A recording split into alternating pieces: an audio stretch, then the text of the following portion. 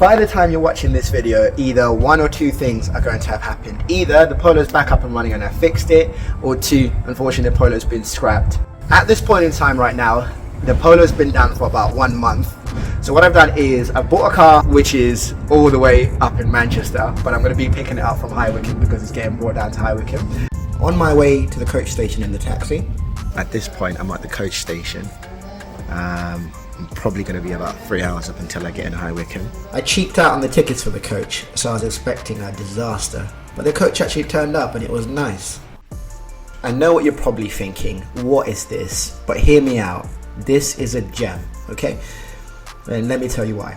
So this car is an absolute bargain. It's a vandalized car that was damaged by someone smashing up the window and throwing paint all over it.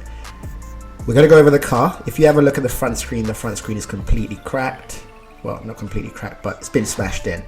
The car had paint all over it. At this point, some of the paint's been removed, but there is still a lot left on the paint.